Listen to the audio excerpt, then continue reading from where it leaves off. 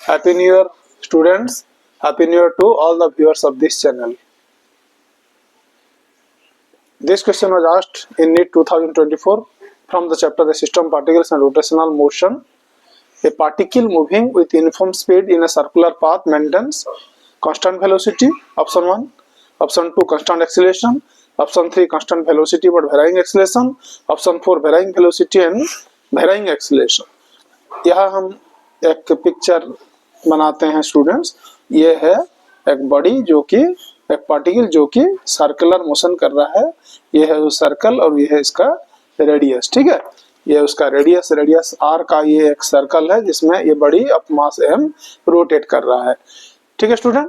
और आपको पता है हर एक जो मोशन के लिए एक फोर्स की जरूरत है और सर्कुलर जो मोशन होता है उसके लिए कौन सा फोर्स जरूरी है स्टूडेंट? हम लोगों ने पढ़ रखा है in the study of rotational motion.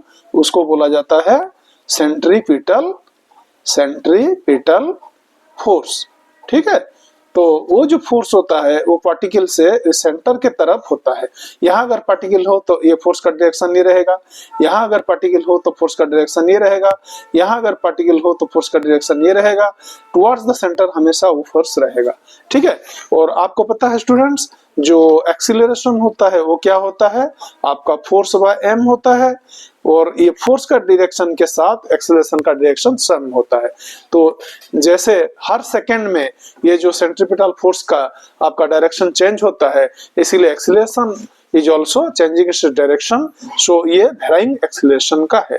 और वेलोसिटी तो आपको पता है स्टूडेंट, इसका स्पीड सेम है. यूनिफॉर्म स्पीड का मतलब स्पीड सेम है. The rate of change of distance covered by the body is same. But you see here this is the direction of the velocity of the particle, and here at this point this is the direction of the particle. Here at this point this is tangential to the radial distance. Okay student, ये 90 degree बनाता है radius के साथ ये जो speed. और इसीलिए student हर second में इसका डायरेक्शन चेंज होता है. हमने रोटेशनल मोशन में पढ़ा है. इसका स्पीड कांस्टेंट हो सकता है लेकिन वेलोसिटी के दो कंपोनेंट्स होते हैं, एक स्पीड और एक है डायरेक्शन.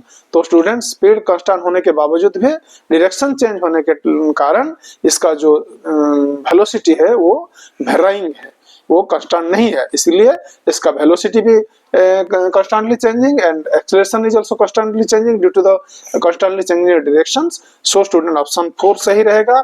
इसके लिए varying velocity and varying acceleration, option 4 will be correct students for this question. Happy New Year!